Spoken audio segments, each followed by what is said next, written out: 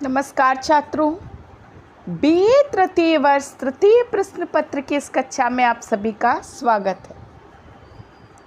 तृतीय प्रश्न पत्र के अंतर्गत ब्रज भाषा के उद्भव और विकास में आज हम देखेंगे सत्यनारायण कविरत्न की रचना भ्रमरदूत की व्याख्या के भाग 3 को। इससे पहले के भ्रमरदूत व्याख्या भाग में हमने देखा कि किस तरह से माता यशोदा श्री कृष्ण के प्रेम में व्याकुल हैं। श्री कृष्ण ब्रज को त्याग कर मथुरा और वहाँ से द्वारिका चले जाते हैं और माँ यशोदा अपने पुत्र के विरह में अत्यधिक व्याकुल हैं, विकल हैं। वे अपने पुत्र तक अपनी व्यथा का संदेश पहुँचाना चाहती हैं, परंतु उनके पास कोई भी साधन नहीं है जिससे वे अपने पुत्र को अपनी व्यथा सुना सकें। तो पहले भाग में हमने देखा सावन मास का, सावन की ऋतु का सौंदर्य, किस तरह से बाग बगीचे हरियाए हुए हैं, बाल वृंदों की तथा युवतियों की जो है वो मंडली किस तरह से ऋतु का आनंद लेते हुए चारों ओर विलास कर रही है। प्रकृति की पुनीत रमणीक छटा मुनियों के मन को भी जो है वो व्याकुल करने वाली है और इस दशा में यशोदा के विरह की व्यथा दुगनी हो जाती है। साथ ही हम देखते हैं कि जैसे ही माँ यशोदा इस सावन मास के सौंदर्य को देखती हैं तो उनके मन में पुत्र का प्रेम उद्वेग के रूप में बढ़ जाता है। उन्हें अपनी अशिक्षित दशा का विस्मरण होता है कि यदि वे ज्ञान प्राप्त की होती, पढ़ी लिखी होती, साक्षर होती तो अपने पुत्र को स्वतः संदेश भेज सकती थीं तथा वे उन लोगों की भर्त्सना करती हैं जो नारी शिक्षा में अवरोध उत्पन्न करते हैं। इसके बाद आज इस भ्रमरदूत व्याख्या के तीसरे भाग में हम देखेंगे कि किस तरह से माँ यशोदा अपने पुत्र को भ्रमर के माध्यम से संदेश भेजती हैं।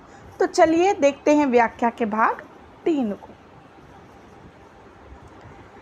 माँ यशोदा कहती है, नास जाई अक्रूर क्रूर तेरो बज मारे, कि हे अक्रूर तेरा नाश हो, तेरे ऊपर वज्रपात हो।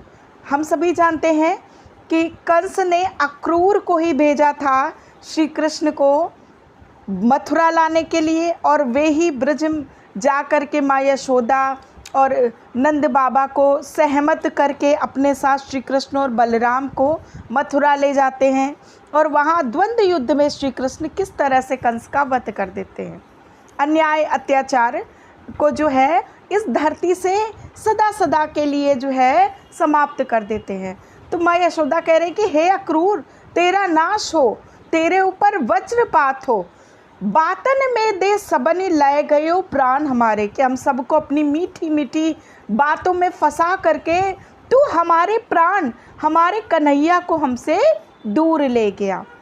क्यों न दिखावत लाई को सूरत ललित ललाम, कि अब तो मेरा कान्हा मुझसे दूर हो गया है तो अब क्यों भला कोई मुझे उसकी सूरत नहीं दिखाता है, क्यों कोई मेरे कृष्ण और बलराम की सुंदर मूर्तियों को, उनकी सुंदर सूरत को मुझे नहीं दिखा पा रहा है।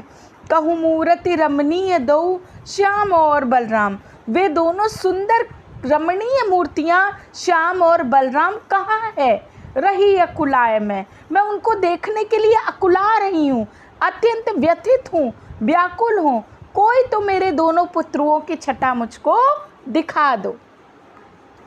तो हम देखते हैं कि किस तरह से ब्रज भाषा का सुंदर प्रयोग करके कविरत्न जी यशोदा के वियोग वात्सल्य के भावों को सुंदरता के साथ प्रस्तुत कर रहे हैं।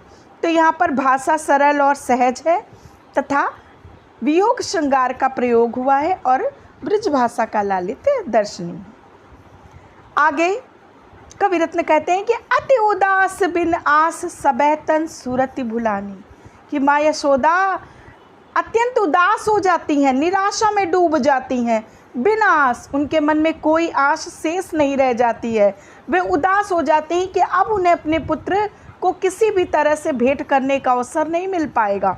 सबे तन सूरत भुलानी, वे अपने मन की और अपने शरीर की स्मृति को भूल जाती हैं, अर्थात वो अपने तन और मन की सुध बुध खो बैठती हैं।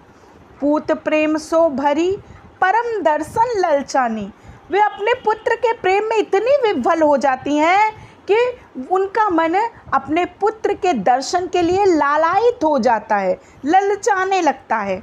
बिलपति कलपति अति जबे लख जननी निज श्याम, श्याम सुंदर तो जो है वो संपूर्ण विश्व के कर्ता धर्ता है, पालनहार है, वो तो स्वयं ईश्वर का रूप है। तो इस तरह बिलपति कलपति अति जबे, जब वे अपनी जननी को, माता यशोदा को बिलखते हुए कलपते हुए दुखी देखते हैं, तो भगत भगत आए तबे भाए मन अभिराम भ्रमर के रूप में, कि वे भागते भागते जो है वो एक भ्रमर का सुंदर रूप धारण करके दौड़ते दौड़ते आ जाते हैं। अर्थात जिस तरह यशोदा पुत्र के प्रेम में विकल है, व्याकुल हैं, उसी तरह श्री कृष्ण भी अपनी जननी के प्रेम में पूर्णतः डूबे हुए हैं। तो जब वे अपनी जननी को इस तरह से विह्वल देखते हैं तो वे एक भ्रमर का रूप धारण करके भागते भागते चले आते हैं। कहते हैं ना कि भगवान तो भक्तों के प्रेम के वशीभूत होते हैं और वे नंगे पांव दौड़ते आते हैं भक्ति की करुण पुकार पर। तो यहाँ पर हम देखते हैं कि माँ यशोदा के वियोग वात्सल्य का वर्णन किया गया है।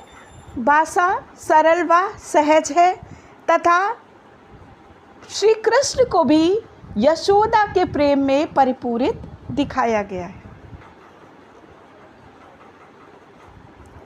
ठिठक्यो अटक्यो भ्रमर देख जसुमती महारानी, कि माँ यशोदा जो पुत्र के प्रेम में आकंठ डूबी हुई हैं, किसी भी भांति अपने पुत्र के दर्शन पाना चाहती हैं, वे अचानक ही एक भ्रमर को वहाँ आया हुआ देखकर ठिठक जाती हैं। तो ठिठक कर अटक जाती हैं उस भ्रमर को देखकर माता यशोदा। निज दुख सो अति दुखी ताहि मन में अनुमानी, वो अपने स्वयं के दुख से अत्यधिक दुखी थी, अतः वे मन में अनुमान लगाने लगती हैं। तेह दिस चितवत चकित चित सजल जुगल भरी नैन, कि वो उसी दिशा में चकित होकर के निरंतर एकटक देखती रहती हैं और उनके नेत्र जो हैं वो जल से भर जाते हैं, जल से आपूरित हो जाते हैं, अश्रु मंडित हो जाते हैं। हरि वियोग कातर अमित आरत गद गद बैन, और अपने पुत्र के वियोग से दुखी उनकी वाणी जो है, उनका कंठ अवरुद्ध हो जाता है और उनके जो मन में वियोग से दुखी वाणी जो है वो गदगद हो जाती है और वे उस भ्रमर से अपने मन की व्यथा कहने लगती हैं।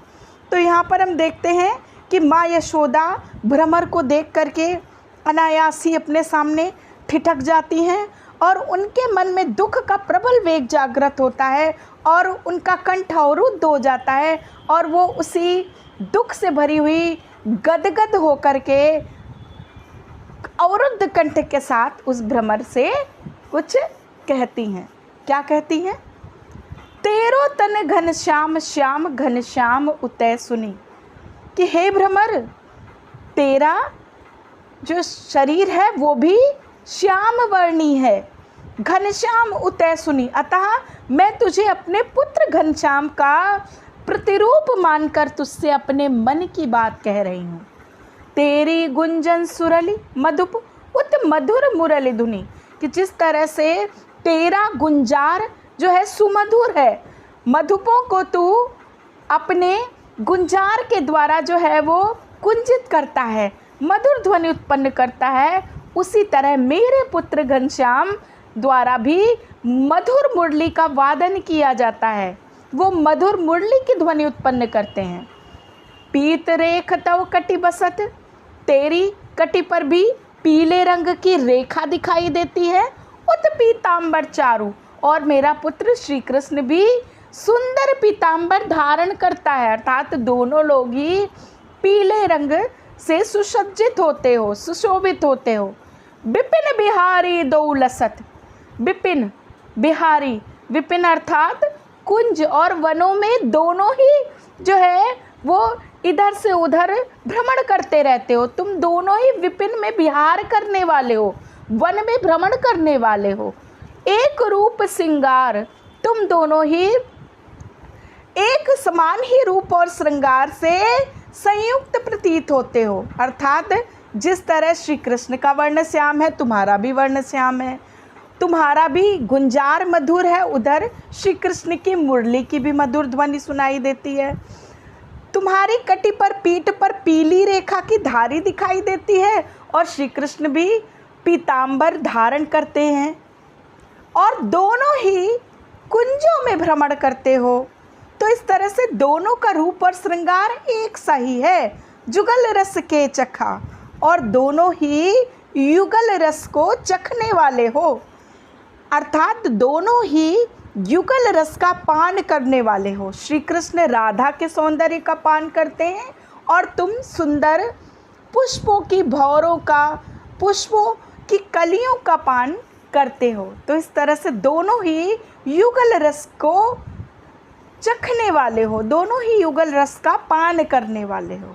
इस तरह से हम देखते हैं कि यशोदा श्री कृष्ण को भ्रमर के माध्यम से अपने मन का संदेश देती हैं, दोनों की तुलना करती हैं, दोनों की रूप, रंग, आकार और वस्त्रों के आधार पर समता करते दिखाई देती हैं। तो इस तरह से हम देखते हैं कि भ्रमर दूत में कितनी सुंदरता के साथ सत्यनारायण कविरत्न जी यशोदा और कृष्ण के प्रेम का, यशोदा के मन के विरह भाव का वर्णन करते दिखाई देते हैं। आशा है ये कक्षा आपको रुचिकर लगी होगी। मिलते हैं अगली कक्षा में। धन्यवाद।